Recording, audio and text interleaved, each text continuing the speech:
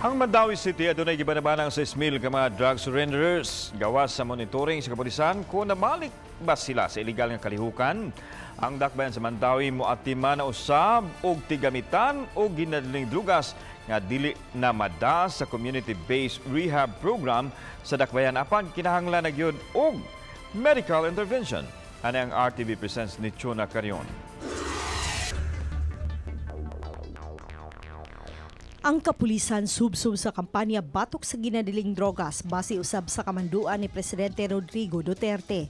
Gani sunod-sunod nga gipahigayon ang anti-drug operations aron pag-neutralize sa mga drug pushers ug ang uban misangput sa kamatayon.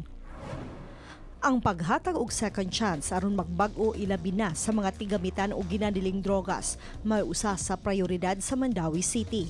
Sukad niadtong 2016, moabot na sa 600 ka mga drug surrenderers ang mihuman sa community-based rehabilitation program sa dakbayan.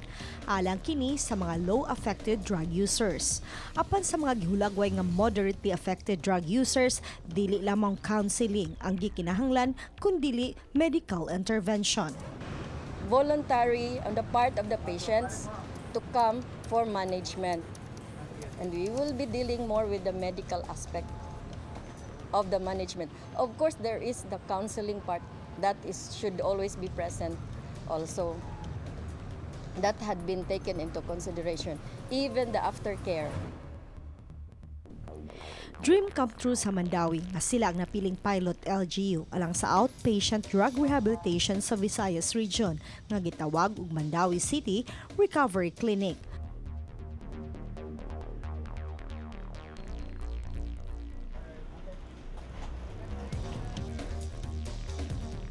Formal nga gisubhan karong adlaw, ang Mandaue Recovery Clinic diin dunay psychologist, psychiatrist, nurse, social worker, mga pastor ug ban pa nga mimatiman sa mga pasyente. Those who are ongoing with their treatment could not be seen by those who are applying pa lang.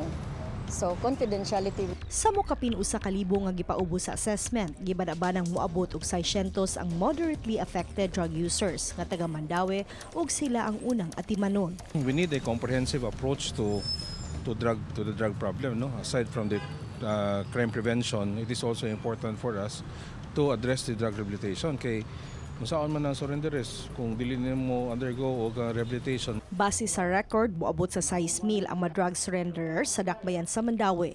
Giawhag sila nga mopaubos sa community-based rehabilitation program ug outpatient sa Mandaue City Recovery Clinic.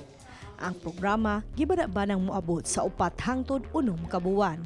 Kinahanglan pag yun i-push gamay nato pagpasabot sa atong mga warriors sa dakbayan sa Mandaue na mo-enroll sila sa CBRP kay para ra gyud nila, no? Para ra gyud nila, para kaayuhan nila, para sa ilang pamilya, para silang kaugmaon. Dili pawahi ang tanan, likayan ang ginadiling drogas. Ako si Chona Carion ug kini ang akong short docu.